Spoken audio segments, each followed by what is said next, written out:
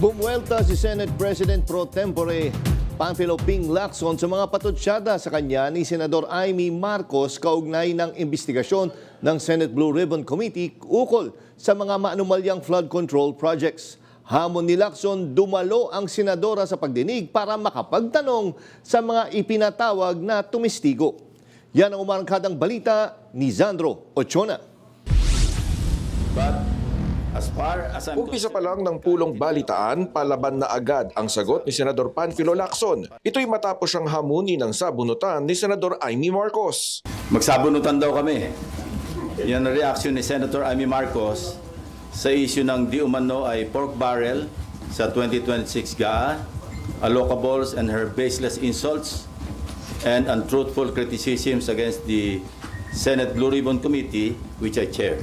Git niya, kung pinalalabas ng senadora na nakapeluka siya o siya ay bakla, nagkakamalian niya ito. Una, hindi po peluka ang aking buhok. Idugtong ko na rin na walang peke sa mukha ko. Hindi rin pustiso ang ngipin ko. My teeth are all mine. Ulitin ko, walang peke sa anumang bahagi ng aking mukha. Pangalawa, lalong hindi ako bakla. At kung iniisip ni Senator Amy na bakla ako, wala siyang maaaring makita na macho dito sa mundo.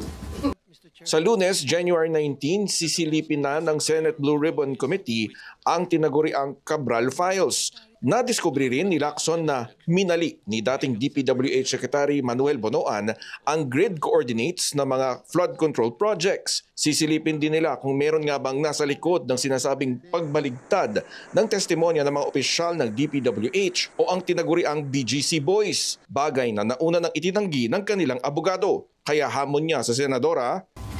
Ngayon, kung meron si Senator Amy na ebidensya mapapakita, most welcome siya mag-attend. Huwag niyang kaming siraan na pinagbabawalan na implicate si former Speaker Romualdez. Kaya sa Lunes, kung meron siya pinanghawakan, pumunta siya, kung gusto niya, bibigyan ko siya ng isang oras para ilahad-lahat yung kanyang ebidensya kung meron. Nitong weekend, nauna nang sinabi ni Lacson na walang direktang ebidensyang nag-uugnay kay dating Speaker Martin Romualdez maliban sa testimonya ni Orly Guteza na hindi na sumipot sa pagdinig ng Senado. Ako si Zandro Ochona ng PRTV News, nagseserbisyo para sa Pilipino.